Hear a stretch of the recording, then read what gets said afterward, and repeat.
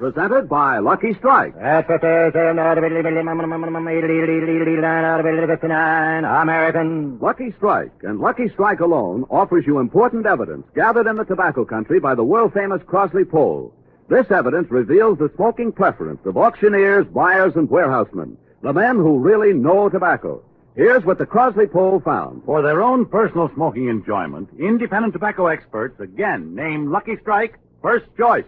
Lucky Strike first choice over any other brand. These experts know their business. Their overwhelming preference for Lucky Strike, we believe, has a direct relationship to the quality tobacco we purchase for Lucky's and to the real, deep-down smoking enjoyment you may expect from fine tobacco.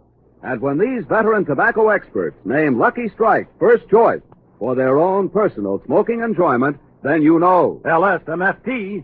LSMFT. Lucky Strike means fine tobacco. And in a cigarette, it's the tobacco that counts. So smoke the smoke tobacco experts smoke Lucky Strike. Remember, Independent tobacco experts again name Lucky Strike first choice. Lucky Strike first choice over any other brand.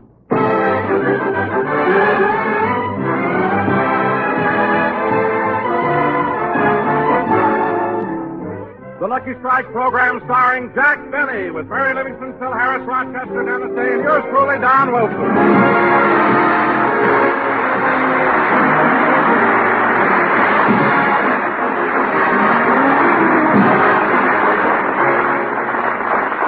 And now, ladies and gentlemen, we take you out to Jack Benny's house in Beverly Hills, where we find Rochester cleaning out the attic. Well, I got all the magazines stacked up. Now I'll move this box over and... Hello, what's this? I never saw these before. A bundle of Mr. Benny's old love letters. I wonder if I should... No, I'd be a heel if I read them. But what's the difference? Nobody will know I'm a heel but me. I ain't gonna tell anybody. I think I'll open this pink one first. Well, look at this. My darling Blossom Boy. I have been thinking of you all day. I still thrill to the memory of how you said goodnight to me and crushed me in your powerful arms. Powerful arms. That can't be the boss. I know how excited you must be about having been elected captain of our school football team. But I can't get over your reluctance to talk about it. You're so modest. Modest? That can't be the boss. We sure had fun celebrating your election at the ice cream parlor, and wasn't it lucky that I had my purse with me when you discovered you forgot your money? That's the boss. Thank you for inviting me to go to the junior prom with you on Friday night, but I'd better meet you on the corner. You see, Daddy is very angry with you, and in a way I don't blame him. I know that business is business, but why did you have to foreclose on our house?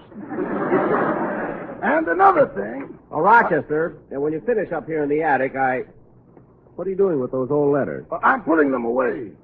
Rochester, you've been reading my old love letters? Oh, no, boss, not me. Well, then put them away and straighten up this pile of books in the corner. Okay, Blossom Boy.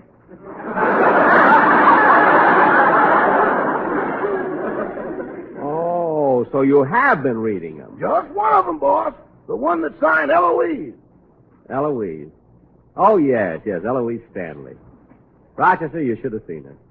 Long blonde curls, big brown eyes, rosy cheeks.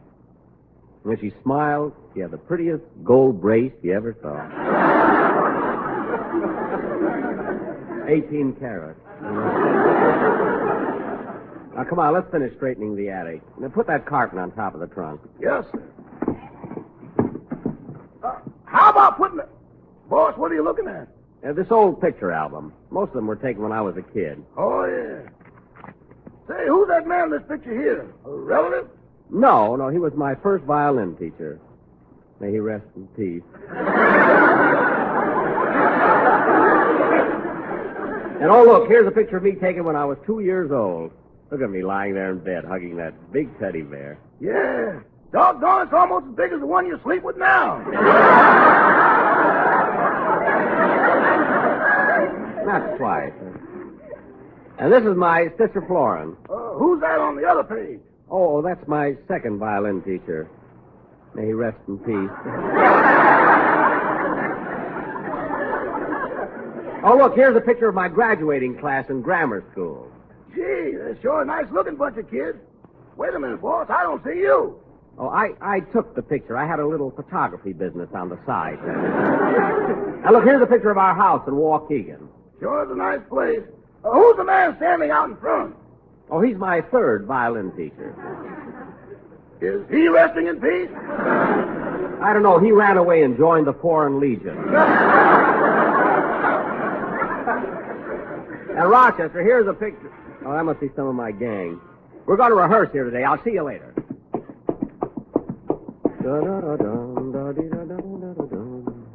There was a boy. They used to call him Blossom Boy.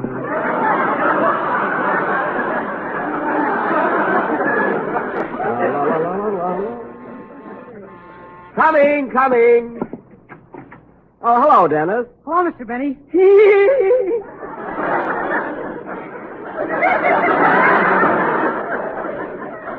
What are you giggling about, kid? Well, this morning I went out in my yard and caught a gopher.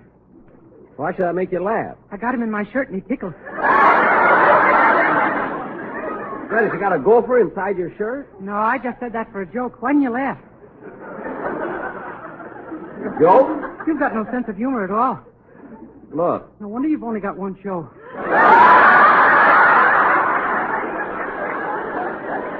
Listen, close the door and come inside, will you? Am I on time for rehearsal, Mr. Benny? You're the first one here. I asked you to come a little early on purpose. You received your new contract, Dennis. I mailed it to you last week. Oh, yes, Mr. Benny, but I didn't like it. What was wrong? There was 2 cents due on the postage. Well, your raise will take care of that. Oh. Anyway, I'm glad you received it. Did you sign the contract? Oh, I was going to, but it hasn't come back from the doctor yet. What? My mother knows how you like to hide causes, so she's having it x-rayed. Oh, your mother. She's never satisfied with anything. Oh, you're wrong about that. She liked the present I gave her this morning for Mother's Day. Say, today is Mother's Day. What'd you give your mother, Dennis? Oh, something she's always wanted. So I had them made for her. A set of dishes. And every dish is shaped like an L. Well, why would your mother want all her dishes L-shaped? When she throws them at my father in case she misses, they come back to her.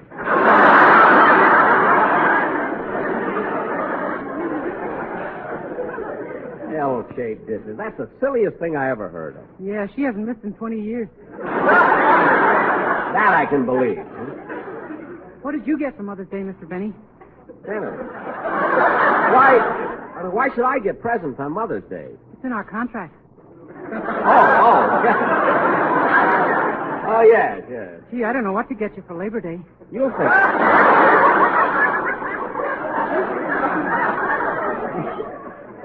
You'll think it's something, Dennis. Now, Dennis, what song are you going to do on the program this afternoon? Well, I thought I'd sing I'd Give $1 million tomorrow. Well, good. Now, run over it once for me before the rest of the gang gets here for rehearsal. Yes, sir.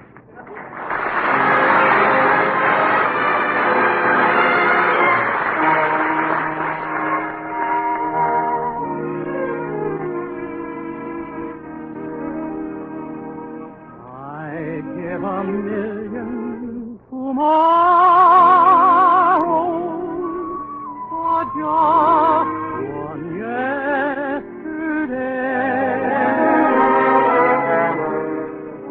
I'd give $1 million to hold you the same sweet tender way. I know that I'm to blame. I can't tell a lie. I've never been the same since we said goodbye. I'd give up every possession if you come back to stay. I'd give $1 million tomorrow for just one yesterday.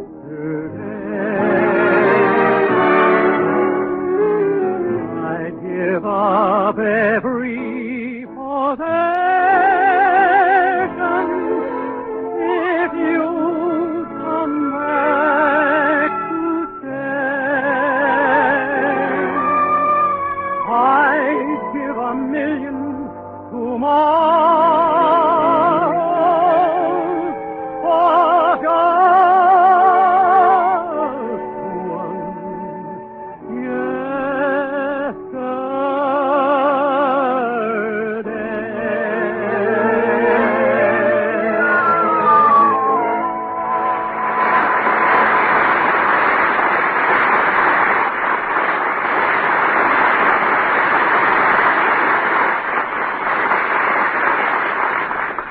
like it, Mr. Benny. That was fine, Dennis, and it will probably sound even better, when you... Come in! Oh, hello, Mary. Hello, Jack. Well, summer must be just around the corner when you come to rehearsal in a bare midriff. Well, at least it's comfortable. Yeah, but it must be very inconvenient. And what do you mean inconvenient? No place to carry a gopher.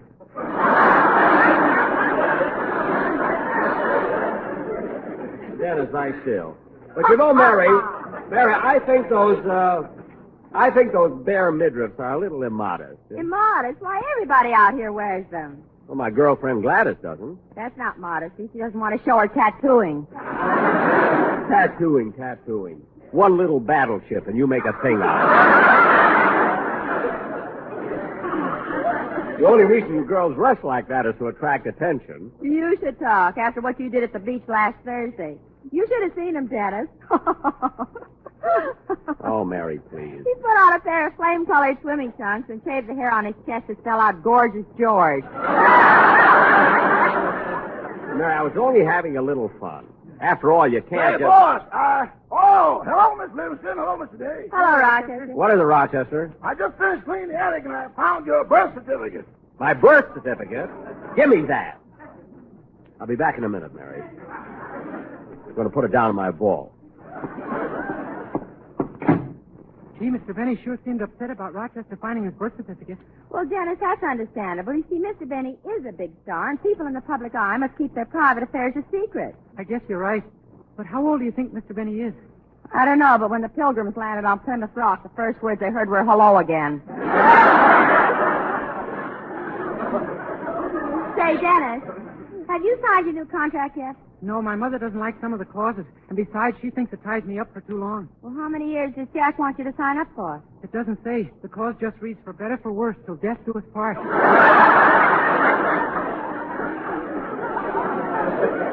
What? I don't know whether to sign it or give him his ring back. Well, I guess I'd sign it. After all, we do have a very bright future. You have another show, Phil has another show, and when Jack opens his swimming pool for the summer, I have the towel concession. So you see, Dennis, we're really not... Say, Mary, I happened to look out the window, and there's an express trunk out in front of the Colman. I wonder what's going on. Well, Jack, didn't you know Ronnie and Benita are leaving for England tomorrow? Gee, I didn't know that. So they're going to England, eh? Yes, and this will be your last chance to go over there and explain to Ronnie what happened to his Oscar. You're right, Mary. But see, I just haven't the courage to face them. Maybe if I... Get that, will you, Mary? Okay.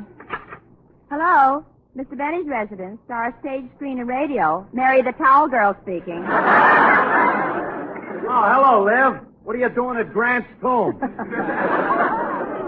where have you been keeping yourself? I haven't seen you for a couple of days. Just came in from Salton Sea. I went out there with Guy Lombardo when he tried to break the speedboat record. Gee, that must have been exciting. Yeah, it was, Livy. You should have seen Lombardo's boat. It's 25 feet long, and you ought to see that motor. Really? Yeah, what a sound when he opened her up. 1,300 horsepower going boom, boom, boom, boom, boom.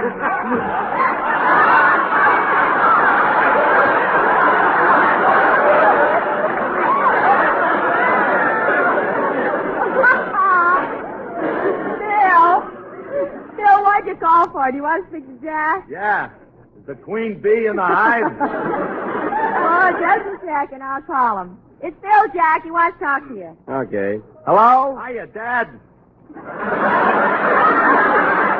Hey, just called to tell you I'm going to be late for rehearsal. Late, why? Well, Sammy, my drummer, just got married, and he asked me to stand up for him. Well, I hope you made it.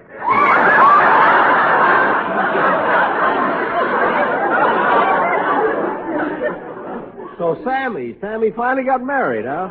Was it a nice wedding? Yeah, everything went along swell. Except that just 5 minutes ago, Sammy took a punch at Remley because he caught him kissing a bride.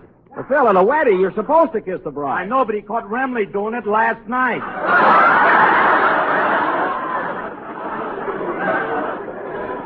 Stop switching old jokes, and I hope that they didn't spoil the wedding. No, everything went off fine. What a classy affair, Jackson. The church was filled with flowers, everybody was dressed beautiful, then suddenly a hush fell on the crowd, and the bride and groom walked slowly down the aisle as the organ plays. That's what I like about the South.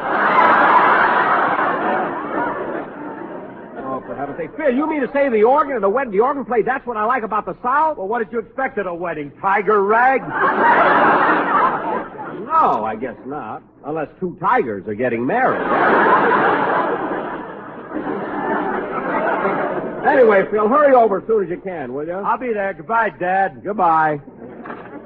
Phil's going to be a little late, kid, so as soon as Don comes, we'll start the rehearsal. Look, Jack, before we start, don't you think you ought to go over to Ronald Colman's house and apologize to him for losing his Oscar? Well, that can wait till next week. But he's leaving for England tomorrow. I can't help it. This whole thing was Coleman's fault. Coleman's fault? Certainly. This never would have happened if he hadn't won the Oscar in the first place.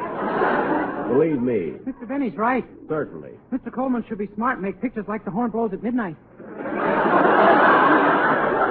Darn tootin'. Anyway, Mary, it wasn't my fault that the Oscar was stolen from me. I know, Jack, but the least you can do is go over and explain the whole thing to him. Well, okay. I'll go over to the Colemans after rehearsal. Gee, I hope he's not too angry.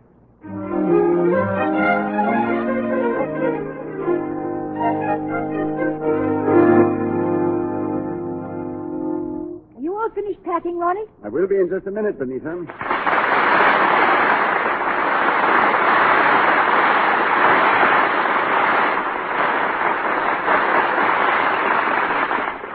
Dear darling, I'm really thrilled about our trip. Yes. Ah, to be in England now that James Mason's over here. Oh, Ronnie.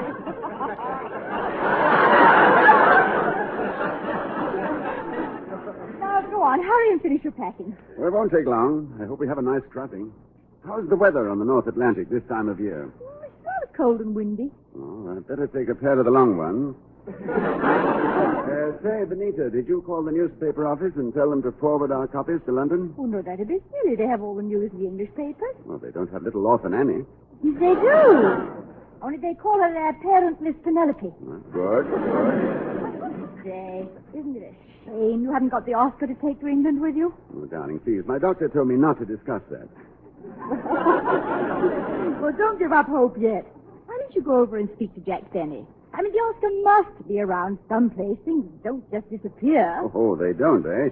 9 years ago, a gas man went into Benny's house and hasn't been seen since.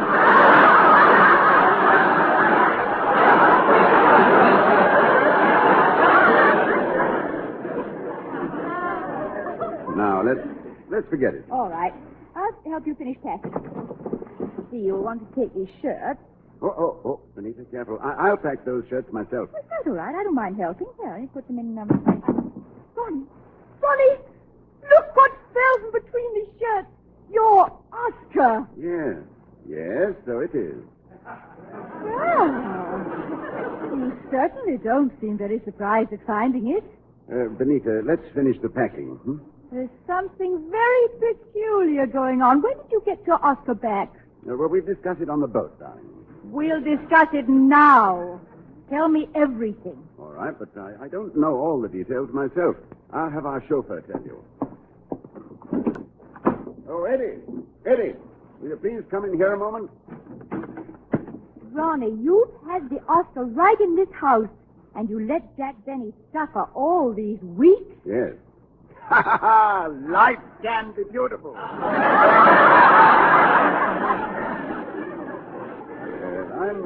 I'm sorry you discovered it so soon. I could have made Benny... You wanted to see me, Mr. Coleman? Oh, yes, Eddie, yes. Mrs. Coleman has discovered our little secret, and I want you to tell her the whole story about the Oscar. Oh, that. Well, you see, ma'am, Mr. Coleman was pretty fed up with Jack Benny's constant borrowing. So the night he borrowed the Oscar, Mr. Coleman tipped me off and told me what to do. Well, I went out in front of the house. I was hiding behind a tree. And when Mr. Benny came out of your house and walked down the...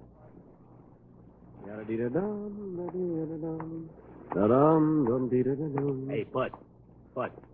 Huh? You got a match? Yes, I have one right here. Don't make a move. This is stick-up. Mister, put down that gun. Shut up. I said this is a stick-up. Now, come on. Your money or your life?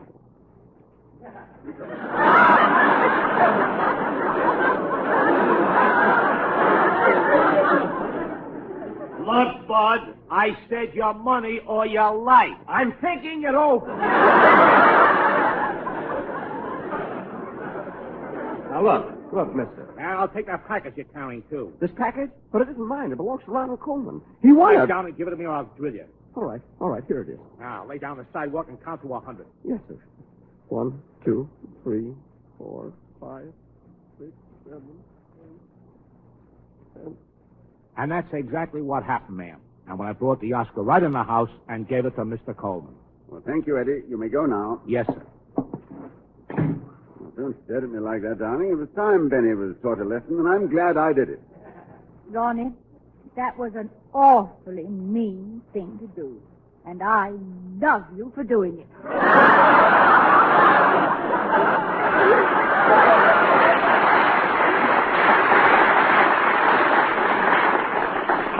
I'm glad you see it my way. Benita, are you sure the expressmen picked up all the trunks? Yes. Now let's finish these valises, and then we'll, Look, answer the door, will you, darling? I'm trying to close this bag. All right. Oh. Hello, Jack. Oh, hello, Benita. I heard you were going to England, so I brought you this as a going-away gift. Oh, what a beautiful bouquet of white roses. You really like them? Why, they're my favorite flower. In fact, I have a bush of them right over there.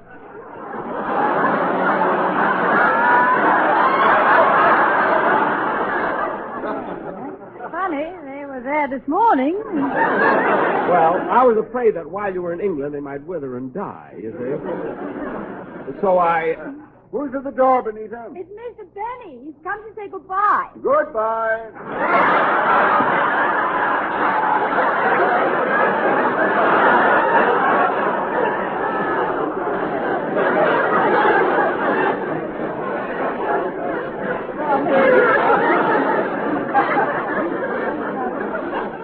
Come on in, Jack. Ronnie's in the other room. Well, almost packed, I see. Yes, Jack, and tomorrow we'll be on our way. Ronnie, I thought on the boat, time might hang heavy on your hands, so I brought you this book. Here. Well, thank you, Jack. Nice of you to return it. And that isn't all I brought, Ronnie. See, I've got something here for both you and Benita. A carton of Lucky Strike cigarettes. A carton of Lucky Strike? And you'll love them. They're so round, Ronnie, and so firm, Benita, and so fully packed, Ronnie. They're so free and easy on the Oscar. On the draw. On the draw. Yes, I know, Jack, I know. LSMFT stands for Lucky Strike, means fine tobacco. Yes, you must have heard that one. And quality of product, is essential to continuing success. Here you are, Ronnie. Here are the cigarettes. Thank you, Jack. How much are they? $1? Oh, no. No, Randy. Mary told me not to.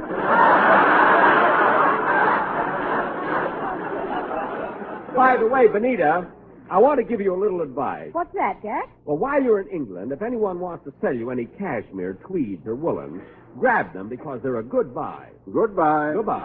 No! Wait. Look, I might as well tell you the real reason I came over here. The real reason? Yes, Ronnie. I know you won't believe this, but the night I borrowed your Oscar, I was held up. No. Cross my heart and hope my swimming pool loses money this summer. And Ronnie, after losing your Oscar, I was so embarrassed I did everything I could to avoid you. I was afraid you'd see me. I practically lived in hiding. Every Sunday I had to sneak out of my house down to NBC. Then after my broadcast, I'd sneak out of the studio. Well, didn't you always do that?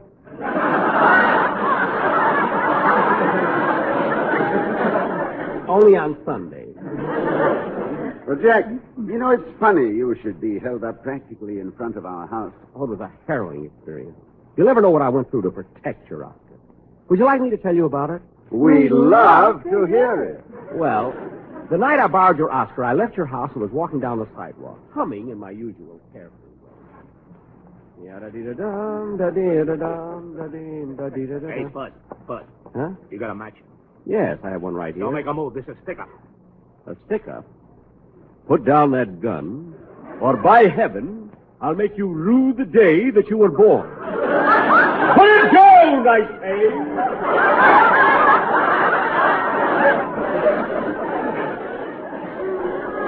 Take it easy, mister. You'll get hurt. I'm not alone. I have a ferocious lion here. A lion? That lion doesn't fear. Quiet you, I'll slap your teeth in. Take that.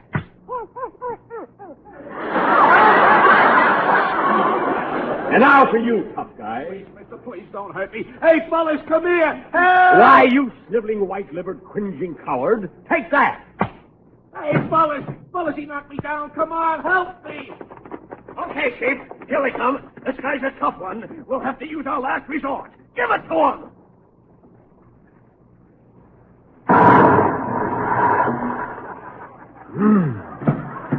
It was a long time coming, but...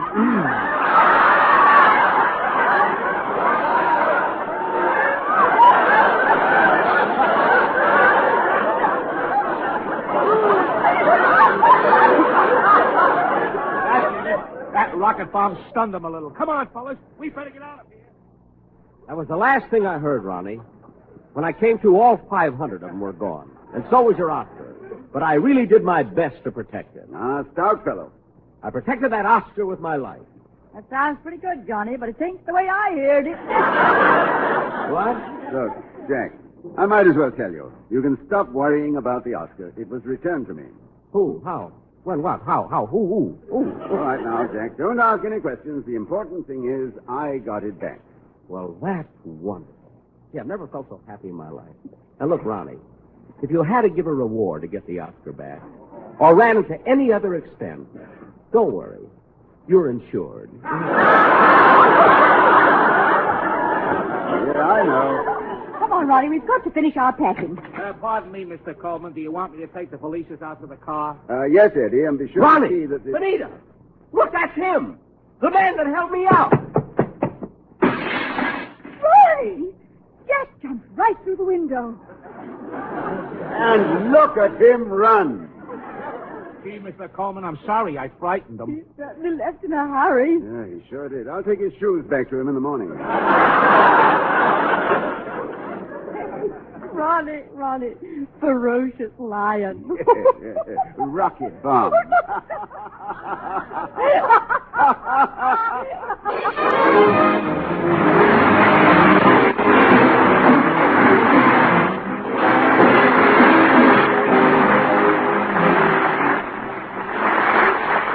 Jack, we'll be back in just a minute, but first here's Basil Rysdale. Independent tobacco experts again named Lucky Strike first choice. Lucky Strike first choice over any other brand. The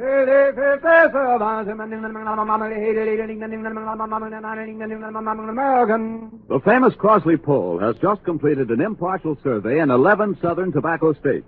This poll, taken among tobacco experts, reveals the smoking preference of the men who really know tobacco. Yes? For their own personal smoking enjoyment, independent tobacco experts again named Lucky Strike first choice. Lucky Strike first choice over any other brand. These are the experts, auctioneers, buyers, and warehousemen. And we believe their overwhelming preference for Lucky Strike has a direct relationship to the quality tobacco we purchase for Lucky's. You've heard the poll results. Now listen to what Mr. Alexander Irvin, veteran warehouseman from North Carolina, recently said. For a good many seasons, I've seen the makers of Lucky Strike buy fine, ripe, mellow tobacco.